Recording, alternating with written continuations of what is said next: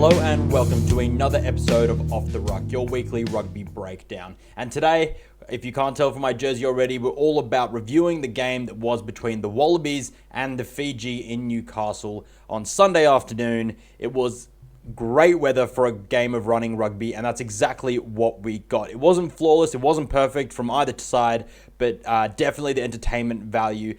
The first thing you have to say is that the Fijians took the Wallabies to the absolute 80th minute, and if it wasn't for Harry Wilson, the skipper, the captain of the Wallabies, dotting down, it would have been a Fiji victory. It was truly a game that was worth for all the players and all the players involved in the game and absolutely everyone in the crowd, because as for the Wallabies, they learn a lot about what they need to improve for the Lions, and we're about to go through all that, and absolutely the Fijians learned what they need to improve heading into their game against Scotland in Suva, which should be an absolute cracker. Now that the Fijian side has got a little bit more time together and cohesion, they'll definitely head into that game with a lot more confidence, because they already look like they're going great guns, with the addition of some players from overseas in Europe, as well as, of course, welcoming in some new debutants. So we'll get into that in a second. But overall, from the Wallabies side, it was not a clean game overall. The first 40 looked pretty good, and the Wallabies, I'd have to say, were definitely ascendant in that first half. Then it got into the second half, and that's when things started to get messy. The going down of Noah Lolesio, losing a playmaker there. It looks like he suffered a concussion. 12-day mandatory stand down if he fails his protocols in the next couple of days. That is likely to happen, but he could well be back for that British and Irish Lions test on the 19th of July in Brisbane at Suncorp Stadium for the very first game against the British and Irish Lions, should he actually need to stand down for those 12 days. Although we don't want to see anyone with an injury, and all the best to his family and, of course, Noah himself. Nonetheless, I thought that he and Tate McDermott actually controlled the game quite well in the first half. It was actually the more drop ball and balls going to deck and not actually going to hand, and maybe some poor decisions, even from the skipper, Harry Wilson, about when to offload and when to pass. There was actually a lot of moments when the Wallabies managed to get in and around and through the Fijian side, but unfortunately, they just pushed the pass one too many times, and that just meant turnover ball. The Fijians were able to relieve the pressure off their own line, and that was really getting to frustrate the Wallabies players throughout the first half. You could see that on them. They wanted to do more with the ball when they had it, but they just simply couldn't, because the Fijians were so good at scrambling and causing disruptions in the tackle. There was some big contacts being had, and that absolutely made the Wallabies more conscious of a need to be able to play with the ball. Not that they were necessarily losing those contests, but it was very much a heated combat in the contact zones. That's exactly what Fiji were always going to bring. The Wallabies absolutely stood up to that challenge. Nonetheless, it did force them to play a little bit more, and had they been a little bit more conservative and a little bit more structured, definitely not from the system's perspective, it was just individuals throwing passes that probably didn't need to be thrown, but that's what you're going to get from the first test of a test campaign. And that's exactly what we saw from the Lions as well in their first games against Argentina. And we also saw it in subsequent games that they played a little bit loose, ball handling went a little bit out the window. And I think for the Wallabies, they really need to think about how they can shore up those parts of their game so they can really play structured rugby, because I think that's actually what's going to be in their benefit heading into the British and Irish Lions series. But let's go to the actual players. I thought that the front row of James Slipper, Dave Porecki, and Alan Alatoa was really, really, really good. They played really well. The scrum was a bit of a mixed bag. I think that was more down to interpretation. I thought that both sides were actually scrummaging really well. So that bodes well heading into that first British and Irish Lions game on July 19, because the Fijians are really, really solid scrummages, and having some added depth and quality from overseas also means that is a top class scrummaging front row. So the Wallabies got a really good warm-up and a test out for what they're going to expect for the Lions, because as we saw in the Lions in Sydney, although they weren't versing anywhere near a test caliber front row, it was definitely something that they worked on throughout the week since the Reds game up into the Waratahs game, and they definitely wanted to prove that they could dominate that set piece, which they did against the Waratahs. So Wallabies on track to make that a really good contest. Going into the second row, Jeremy Williams and Nick Frost, both absolutely industrious, working their absolute asses off. Thought they were a really good combo. Jeremy Williams carried well. I thought Nick Frost, again, lacked a little bit of that physicality in the carry, but he made up for it in the work rate in and around the park. So that was a really good combo. Back row, it wasn't working. The back row was not working. Langi Gleeson ran really well. Individually, they played really well. Harry Wilson carried well. Langi Gleeson carried really well. Stung in defense. Fraser McWright, really, really good in and around the breakdown and really, really good as a pilferer and turning the momentum when they needed to have that momentum turn, because the Fijians would regularly be able to put pressure on the Wallabies, particularly in the second half.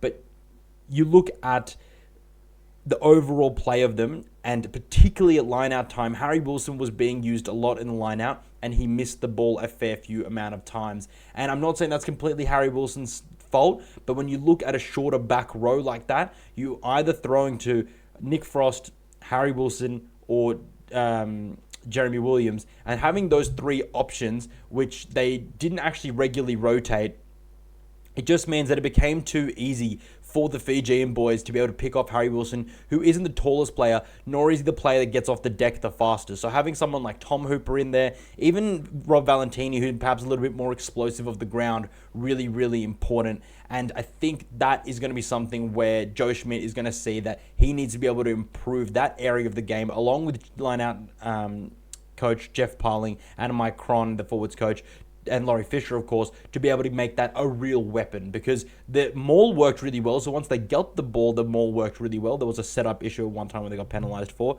but nonetheless, you actually have to win the ball to be able to set up a maul. So you have to be able to get to that point, and it's something that I just thought that Harry Wilson really struggled with during that game, although the Fijians did really well to disrupt that ball. Tate McDermott, Noah Lolesio looked really, really good. I thought that perhaps it was the wrong call for Lolesio to put the little midfield dink in just before halftime, which allowed the Fijians to score. But overall, I actually think that the move was not necessarily the end-all or be-all. There were 4 or 5 missed tackles. Tom Wright should have made that tackle on Celestia Raiasi. Len Ikitau should have taken Celestia Raiasi out, and so should have Max Jorgensen. That's 3 Wallabies backs in the space of 7-8 meters, which should have taken Celestia Raiasi out or should have been able to force him back. And Celestia Raiasi, that's his first game of test rugby. He's been playing his trade in France, and I just think that needed to be something that needed to be shored up, and that can't be solely hung on Lolesio's head. Yes, it may have been the wrong decision, but nonetheless, I do honestly believe that tackle, that play, that flow of the Fijians, yes, they're so good at it, but it should have been stopped before. Heading into the centres, I think Joseph-Aukuso Suaalii and Len Ikitau had a good game without being particularly impactful. I thought their hands were good for the try in the corner to Fraser McWright, but apart from that, I thought the two were mostly active on defense, and actually they missed a couple of key tackles that allowed the Fijians to get on the front foot, at times getting through line breaks, and then also they were kept very, very quiet by Yosefa Masi and Josua Tuisova, the Fijian centre pairing, which we'll talk about in a second. But I think overall, a lot of people were expecting big things from Joseph-Aukuso Suaalii with his first game back in the Wallabies gold, but he really was kept quite quiet, and that was sort of surprising, seeing as we saw such great things from him on the end of year tour last year. Obviously, the whole team has a lot of time to look forward to gelling and for working towards that cohesion and be able to find the best way to use him. But I thought that he was a little bit lateral in some of his carrying and definitely didn't quite look to be able to implement himself on the game. So that was something that he should work forward to, and I'm sure that Joe Schmidt will have a word with him as well moving forward. But not a terrible game, just thought they were kept quite quiet by a good Fiji centre pairing themselves. Now in the back three, I think Max Jorgensen and Harry Potter were the exact right picks to play this fast style of game against the Fijians. I thought they had great double efforts in defense, and then also in attack they were great under the high ball and ran really well, usually beating the first defender, showing that their pace really, really matters in the tight quarters, and they definitely made themselves felt, and they never really felt like they were out of the game. They really got themselves implemented in and around Noah Lolesio. They were sometimes in pods, but that is the kind of Joe Schmidt style where everyone plays their part regardless of what position you're in. They're always there working to be able to make sure that the next phase is as smooth as possible. So really well done to the wingers. And I thought that the fullback, Tom Wright, struggled. Yes, obviously there was a forward pass, but I felt like he looked a little bit lost on about how to inject himself into this game. There was a forward pass for the non-try to Harry Potter or to Max Jorgensen rather, but it was to Harry Potter that he passed to, who put it through for Max Jorgensen to dot it down. And it just felt like sometimes he was stuttering on whether he was deciding, should I kick, should I run? That those decisions need to be instantaneous and they need to be made really well before you get to the line. And sometimes he was making them halfway through to getting into contact. So it was a shame to not see him put a bigger stamp on the performance. And it was also kind of surprising considering he came off such a good form in the Super Rugby, particularly towards the end of the season. But nonetheless, quite a decent effort from the back line. I definitely thought Tate McDermott and Noah Lolesio were the best out of the backs in terms of controlling the game. And then, of course, that's their positions. But then again, Harry Potter and Max Jorgensen. Max Jorgensen, tremendous return after his long injury layoff. Well done to Max. And I thought Harry Potter continued his Super Rugby form into the test stage against a really solid Fijian side quite flawlessly. Heading over to the Fijian side, front row, extremely good and really challenged the Australians, that's for sure. Maui, Ikaniveri, and Ravai. Obviously, we know Ravai from the Queensland Reds last year, now playing for the Fijian Drew, and Ikaniveri, who's usually the stand-in captain sometimes for Langi at the Fijian Drew. Really good. I thought Ikaniveri was really good at his set piece, throwing into the line-out. Well done there. Maya Vanua and Nasila Silla were both good in the second row, really disrupting the Wallabies line-out ball, so they'll definitely want to be working on that, as in the Wallabies will, and then that's a strength that the Fijians will take into their game against Scotland. Viliami Mata and Tanatai Vata, and the number 6 was Tangitangi Valu. I thought Tanatai Vata and Mata were just absolute animals. I think Kanake Vata was definitely more so influential in defense. He was the one that rocked Noah Lolesio in the hit there, which sent him off. Unfortunate, but nonetheless, it was a solid shot, and he was putting those kind of shots on all day. And then I thought Viliami Mata was a really, really important and integral part to the Fijians' ability to generate go-forward ball. He's such a unit, and he is such an imposing presence with or without the ball. So well done to him. No Frank Lamani, obviously, because he's still injured, but Simeone Corrievoli, extremely good at the base. Thought he kicked quite well. There were times when Nick Frost, Tom Hooper, and Jeremy Williams got pressure on him, which forced him to kick a little bit too deep. But nonetheless, I thought that he was pretty accurate with his passing and kicking as well. Caleb Munst had definitely his best game that I've seen him play for 12 months. Well done to him. Controlled the game well. Used his options well, and also when he was caught back behind the advantage line, obviously having to retrieve a kick, he did quite well to be able to assess his options and then to be able to make the right call. So well done to Caleb Munst. Really commanded this Fijian side well around the pitch. In the centres, Josua Tuisova and Isafa Masi. Josua Tuisova is such a beast. I previewed him in my YouTube shorts and on TikTok, and his matchup with Joseph-Aukuso Suaalii. I'm actually going to say that Josua Tuisova won that one because he smacked him a few times in defense, definitely made more of an impact getting over the gain line with ball in hand, and I thought overall he was just doing his position's role really, really well. So well done to him. Marcy kept relatively quiet, but nonetheless a good foil for the men inside and outside of him. The wingers, actually I don't know who the other winger was. Let me double check on that. It was Ravovo, of course. Ravovo, who plays with the Bristol Bears, have been playing a little bit of time on the wing, and the number 13, joined by Wainiqolo from Toulouse. And Wainiqolo and Ravovo absolutely showed their Fijian class to the nth degree, and I absolutely love watching those two play. Wainiqolo's break, which put Tangitangi Valu away in the corner for that try, was just pure magic. Unlucky for James Slipper not to make that tackle on him, but there you go. Prop on winger, that's not always going to be the case. That's very rarely the case, actually, that you're able to catch a winger as a prop. Heading into the Wallabies bench, I thought Pollard, when he came on for Dave Porecki, which has suffered another head knock, that is a bit concerning. Likewise with Noah Lolesio suffering his third head knock of the season. Hopefully it's not going to keep him out for as long as the first one did against the Fiji and Drua against in round 1 in Super Rugby Pacific, because that would really, really put a spanner in the works for who's going to be the top playmaker for the Wallabies. Zane Nongor, decent performance. Angus Bell played some big minutes, having to cover for James Slipper, who went up for a HIA, but thankfully James Slipper came back on after, I think was a stinger, really, having to tackle Viliami Mata. Not the greatest idea, but someone's got to do it, so well done for James on doing it. Tom Hooper.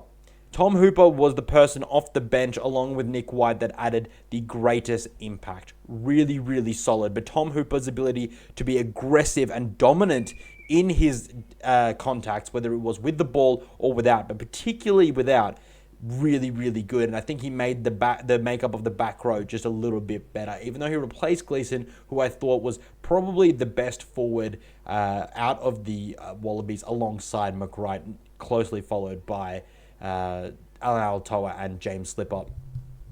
Nonetheless, I thought Filippo Dangunu and Ben Donaldson did an okay job when they came on. Dangunu leaked a penalty at the breakdown, which really didn't help them at all. So, yeah, there was that. But overall, I think it was a typical first test back together after the Super Rugby Pacific season for the Wallabies. I thought that the Fiji and Drua definitely looked a little bit more cohesive in what they were trying to do, and the Wallabies were just struggling to actually be able to decide how conservative or how direct they were trying to be. And that was more so from individuals. Like I said, I think the system was there. They just didn't quite manage to get that, to string that together. One of the final points that I'll make is on the TMO. I have no issues with TMOs being part of the game. I would rather calls to be made right than wrong. And if you have the ability to have 20, 40 different camera angles, and then you can replay those, zoom in, pinch, zoom out, rotate, then do so. But what I don't enjoy, and this happened in the Super Rugby Pacific game against the Lions, that wasn't a really Super Rugby Pacific game, the Waratahs versus the Lions game, as well as the New Zealand game, TMOs need to have a timer on them. It's not about them making a call that is like a movie. And this is actually not about entertainment factor. This is because we don't have enough of an engagement as a public watching on TV, or especially in the crowd. So you've got to be able to fill that void with entertainment value. And so being able to have that thing as an opaque referee decision in their ear, you need to be able to hear what they are saying, and you need to be able to be part of that if you're going to drag it out for that long. I think TMOs are great. I'm glad that some things have been pulled back, looked at, and they've been confirmed. I'm all about that. That's not the issue. The issue is when the TMO gets involved late, then drags the process out, even though they've asked to be able to come in and get involved. If you're getting involved, you need to be able to make a quick, sharp, correct decision. There is no room for dawdling. There is no room for a billion retakes. You have to be able to give the takes to the referee that you've seen, and then the call has to be made. That's just something that has to come from the top down in World Rugby, and that needs to be sorted out stat, because I will not stand for that being part of the product and the game that we love, which is rugby. How this heading into the British and Irish Lions tour. So what I want to say is that most of that side, I believe, is the best side that we can play against the British and Irish Lions. You put Will Skelton in there, you put Rob Valentini in there, and I think that you probably you might have to put Dylan Peach in there on one of the wings. And I think Taniela Tupou on the bench, as we saw. Possibly now Matt Fesler is going to be able to slot in for Porecki, pending how this head knock goes, but hopefully both he and Noah Lolesio are going to be fine, and then you recalibrate the bench. I don't particularly think that Carlo Tizzano and Fraser McWright worked really well together, and so I'm not sure about carrying Carlo Tizzano on the bench. You either have to start him or you have to leave him out of the 23. That's not the end all or be all of that discussion, but I think that's definitely at a point where we are at, what we're talking about for the Lions, because I just don't think we got enough pay out about having 2 key fetchers. And it was weird, like, unless Langi Gleeson suffered an injury, which I did not see, it was weird that DeCarlo Tizano replaced Fraser McWright. But maybe that's something that now Joe Schmidt, Laurie Fisher are going to have a look at. You guys, please let me know what you think in the comments below. Who did you think were better for the Fijians? Who worked better for the Wallabies? Who do you think won in the Joseph-Aukuso Suaalii versus Tuisova competition? Or kind of matchup, rather. And where do you think this takes the Wallabies forward? I'll be writing a column for Rugby Pass, so you can catch that at the link in the description below. And you can always keep up to date on here, but also remember to click the subscription button, click the notification button so you know when a new video is going to come out. Preview for the Brumbies versus the British and Irish Lions game. That's going to be coming out on Monday afternoon when they release the squads. And then, of course, we're going to be looking into that Oz ANZ Invitational game as well next weekend. Stay up to date on TikTok and Instagram at Off The Ruck. You're going to be enjoying all the content as I make it, right on there as well as here. But until then, enjoy the rest of your weekend, enjoy the start of the week, and keep your eye out for that new video ahead of the Brumbies versus the British and Irish Lions. And don't forget to subscribe, because that really helps me to bring more rugby content to rugby lovers like you. All right, until then,